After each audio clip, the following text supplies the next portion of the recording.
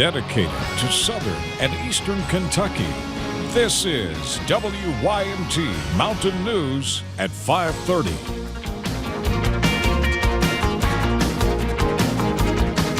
Good evening, I'm Steve Hensley. Coronavirus cases continue to rise in more than 20 states across the South and West. Some are also seeing sharp spikes in hospitalizations. This as states continue with their plans to reopen. CBS's Nichelle Medina reports from San Diego. California Governor Gavin Newsom is now requiring all people in his state to wear masks to stop the spread of the coronavirus. More than 4,000 people in California tested positive for coronavirus Wednesday, according to data compiled by San Francisco's Chronicle newspaper. That's a new record for the state that's mostly now open for indoor dining, gyms, and hotels. Some businesses have decided it's too soon to open up. Rolling, speeding, and action. That includes the CBS daytime drama The Bold and the Beautiful. After one day back on set, the show's producer decided to stop shooting and allow for more testing. Florida also posted new high numbers, over 3,000 cases in one day. Masks are now mandatory in the Florida Keys, where there are few hospitals. Cases are also rising in Texas, but authorities there announced students will return to their campuses for in-person classes this fall, and masks will not be required. We all expected to see more cases. What I think has everybody concerned is how rapidly they're increasing. North Carolina health officials announced more than 800 people are hospitalized, and the state continues to set one-day hospitalization highs. In Arizona, where cases are on a steep incline, the governor gave the green light to local officials to make masks mandatory. President Trump vowed, regardless of spikes, the country will not shut down again. It's fading away. It's going to fade away, but having a vaccine would be really nice, and that's going to happen. New York's governor slammed the federal government's handling of the pandemic. It was all political. It was all public relations. Based on what fact? Based on what science? None. Governor Andrew Cuomo also issued an executive order. Restaurants and bars that violate guidelines can have their alcohol license suspended. Nichelle Medina, CBS News, San Diego. Today, Governor Andy Beshear gave his last scheduled coronavirus briefing until Monday. 234 new cases were announced in Kentucky. That's up some from yesterday, bringing the total number of confirmed cases past 13,000 to 13,197. The governor also announced 3 new deaths. 520 Kentuckians have now lost their lives to the virus. 3,506 people have recovered. And since the governor's briefing, we have learned from Harlan County officials that they have recorded their first death due to COVID-19. This comes after learning about the first death in Perry County earlier today. We'll have more on both of those deaths coming up tonight at 6. The governor also today signed a proclamation recognizing Juneteenth, which is tomorrow, and will push to make it a state holiday in Kentucky. Now, for more on COVID-19 in Eastern Kentucky, you can go to our website, WYMT.com. Once again, hundreds of people have spent the day waiting in line for unemployment answers. Today, the line was from outside the state capitol to the Health Cabinet building. Some traveled from all across the state, hoping for some results after filing for unemployment weeks or months ago. Some arrived at 4 in the morning for the office to open at 9. Once inside, one person said it only took minutes to resolve his claim. Oh yeah, definitely. Like, I feel like if all the unemployment offices were open across the whole state, everybody wouldn't be here. I've heard people coming across the state driving 4 to 5 hours just to get here. The Health Cabinet building will be the location for processing claims again from 9 until 6 on Friday. A local organization in Clay County is delaying its reopening date as COVID-19 cases rise in the area. WYMT's Dakota Makris talked with them today and has more. Shirts, shoes, and a stove are all waiting to be picked up at God's Closet. We're full, but as far as being able to give out, we're not been able to do that. And so it sort of hurt us because we know there are people that need stuff. The organization wanted to open next Monday, but the increased number of COVID-19 cases in Clay County changed those plans. We realized we had to reconsider, and so we probably won't be open through the month of July. Maybe try to give it a shot in August. Serving more than 75 people every Monday, giving away essential items. Clothes, diapers, formula, things that mothers need, and also household items and things like that. Making sure they do their part to help slow the spread of the virus. One person's life being saved by social distancing, by us being closed, it'd be worth giving all these clothes away, you know. Just got to be safe and got to do the right thing. Receiving more than 1,000 bags of items in 11 weeks. The community has been so generous, and that's just Manchester, that's Clay County. They're generous people. Hoping by the 1st of August, these doors will open to those they serve.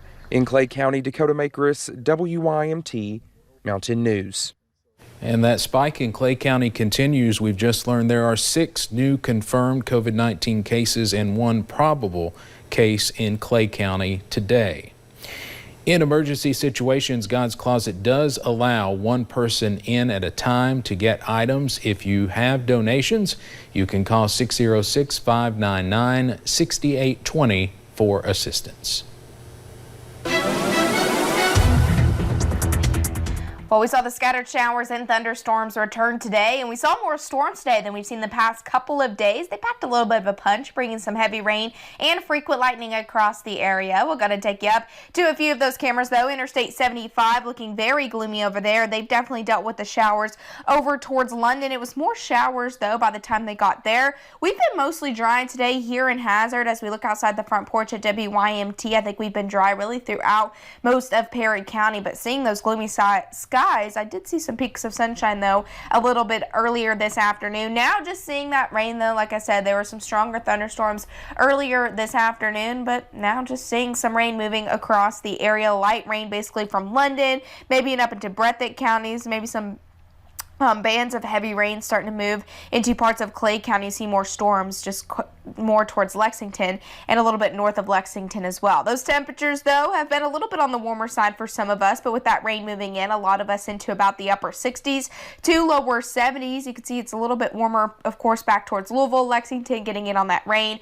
If you're down along that Kentucky, Virginia, and even down into Tennessee, looking a little bit on the warmer side over there. So sadly, we do see more rain for your Friday, but sunshine returns heading into the weekend. We'll see more scattered rain chances this weekend, but overall, it's not looking too bad. I'll have those details coming up in a little bit. All right, thank you, Paige. The 2 officers charged in connection with the deadly shooting of Rashad Brooks in Atlanta turned themselves in today. CBS's Mark Strassman has the latest from Atlanta, including an interview Brooks gave just 4 months before his death. Fired Atlanta police officer Garrett Rolfe, who prosecutors say shot Rashad Brooks twice in the back, turned himself in to face charges, including felony murder. You certainly can't fire a handgun, at someone who is running away. Officer Devin Brosnan, charged with aggravated assault and other crimes, left the Fulton County Jail after posting bond. Why did they have to bring a charge within 3 days against my guy who's not charged with murder? Devin's not charged with murder. He's not charged with having anything to do with the homicide. They want to charge him for not rendering aid fast enough? I've never even seen a case like this. Before prosecutors announced the charges, Garrett Rolfe's attorney spoke to Atlanta CBS affiliate WGCL. He defended Rolfe's actions by attacking Brooks. We are dealing with somebody who has violently assaulted 2 law enforcement officers, has manifested his intent to disarm a law enforcement officer, and proves to be a danger to anyone in the area. The night Brooks ran from police and was killed, he was on probation.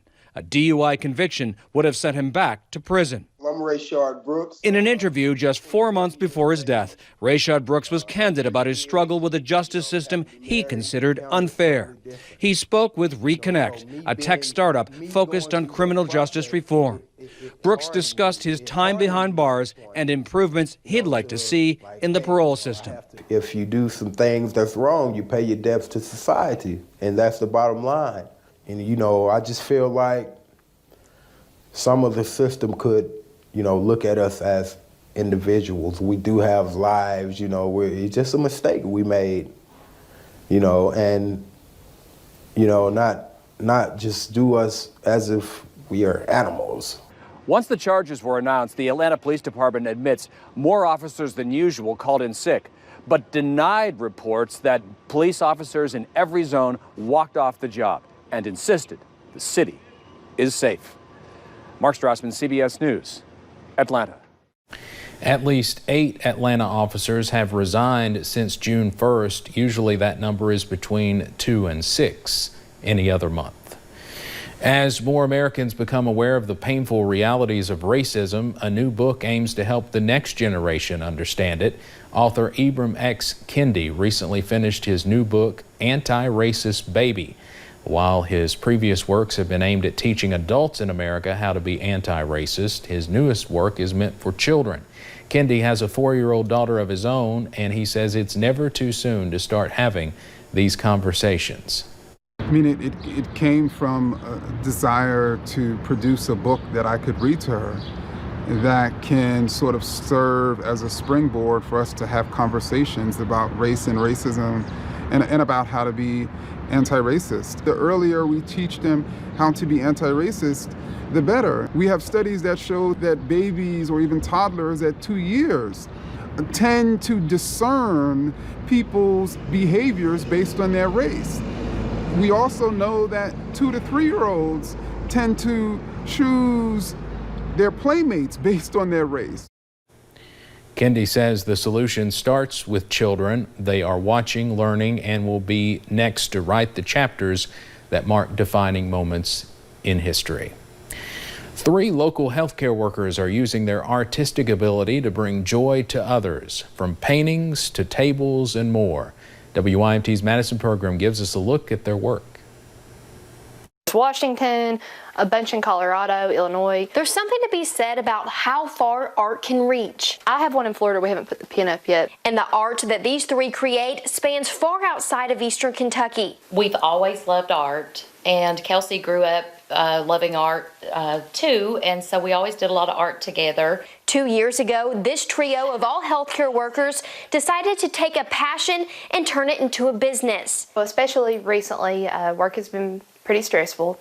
So whenever you can come home and create something, me personally, it takes a lot of weight off my chest. For them, it's more than just art. With each stroke of the brush, it's almost an eccentric therapy. And crafts here, well, they're just as unique. I consider her the chair lady.